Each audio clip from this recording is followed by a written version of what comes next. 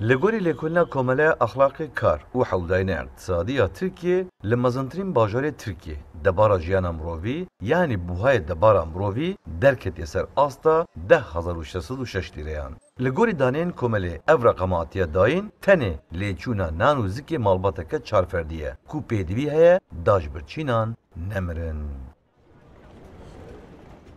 Yetmiyor bile. Yani ek iş yapmasak o para yetmiyor. هەگەر جار جاران بخوا کارên din peyda nekim ne pêkane ku ez debara xwe bikim. Em derdikevin bazarê 1000 lîre di carekê de ji berîka me di derkeve. Simîtek bûye 7 lîre. Dê çawa têra malbatekê bike? Mixabin tu hêviya min ji vî welatî nemaye. için ileriyi geleceği göremiyorum.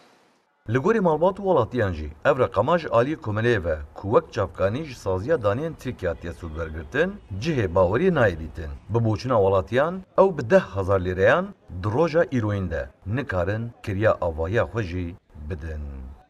Geçinemiyoruz. Nerede geçineceğiz? Geçinemiyoruz. Yani 10.000 olsa da geçinemiyoruz. لە ڕاستیدا ئێمە ناتوانین بم بڕە پارەیە ژیان بەسەر بەرین تەنها کری خانووەکەم 1500 لیرە کاتێک خەرجی پێویستی تر زیاد دەکەین بە ئاسانی لە 10,000 لیر تێدەپەڕێت هەروەها منداڵێکم هەیە دەچێتە قوتابخانە و منیش بە تەنها کار دەکەم چۆن بتوانم بم بڕە پارەیە خۆم بژێنم Bu ekonomiden nasıl geçirecek?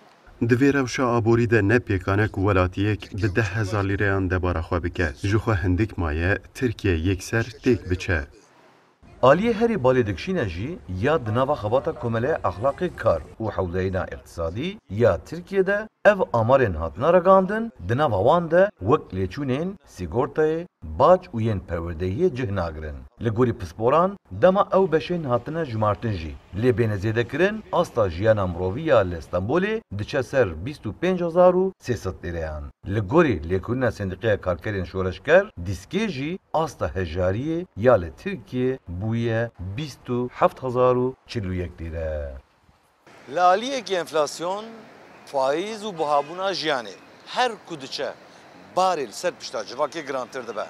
Li aliyê din jî dabînkirina jiyaneke mirovan e.